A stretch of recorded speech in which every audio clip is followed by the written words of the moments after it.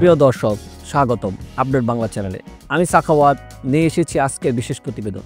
রাজধানী ঢাকাসহ দেশের বিভিন্ন স্থানে মাঝারি মাত্রায় ভূমিকম্প অনুভূত হয়েছে।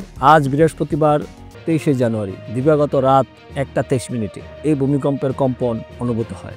আবহাওয়া অধিদপ্তরের সূত্র অনুযায়ী ভূমিকম্পনটির মাত্রা ছিল 5.1। ভূমিকম্প পর্যবেক্ষণ ও গবেষণা কেন্দ্রের তথ্য অনুযায়ী এটির উৎপত্তি স্থল মিয়ানমারের ভারত মিয়ানমার সীমান্ত অঞ্চল, যা ঢাকা থেকে প্রায় 489 কিলোমিটার উত্তর পূর্বে অবস্থিত। মার্কিন ভূতত্ত্ববিদ জরিপ সংস্থা USGS জানিয়েছেন, ভূমিকম্পনের কেন্দ্রস্থল ছিল মিয়ানমারে এবং এর গভীরতা ছিল ভূপৃষ্ঠ থেকে প্রায় 126 কিলোমিটার। গভীর রাতে এই ভূমিকম্পে দেশের বিভিন্ন অঞ্চলের মানুষ আতঙ্কিত হয়ে পড়েন। অনেকেই সামাজিক যোগাযোগ মাধ্যমে তাদের অভিজ্ঞতা শেয়ার করেছেন। অনেকে জানিয়েছেন তারা বেশ কয়েক সেকেন্ড ধরে শক্তিশালী কম্পন অনুভব করছেন। USGS এর ওয়েবসাইটে পাওয়া তথ্য অনুযায়ী ঢাকা সহ দেশের বিভিন্ন স্থানে যেমন চট্টগ্রাম, ফেনী, গাজীপুর, ময়মনসিংহ, নারায়ণগঞ্জ, রাজশাহী, সিলেট সহ আরও অনেক জেলায় ভূমিকম্পের প্রভাব পড়েছে।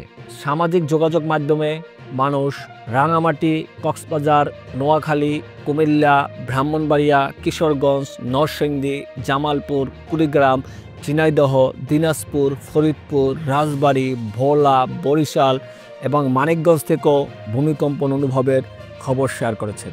উল্লেখযোগ্যভাবে এর আগেও চলতি বছরের 3 জানুয়ারি সকাল 10:32 রাজধানী ঢাকাসহ বিভিন্ন অঞ্চলে 5 মাত্রার আরেকটি ভূমিকম্প অনুভূত হয়েছিল। প্রিয় দর্শক, ভূমিকম্পের মতো প্রাকৃতিক দুর্যোগ সর্বদা সতর্ক থাকা জরুরি। এই ধরনের পরিস্থিতিতে নিরাপদ স্থানে আশ্রয় নেওয়া এবং সংশ্লিষ্ট নির্দেশিকা মেনে চলার জন্য সকলকে অনুরোধ করছি। ধন্যবাদ আপডেট বাংলার সঙ্গে থাকার জন্য। আমাদের চ্যানেলটি সাবস্ক্রাইব করুন।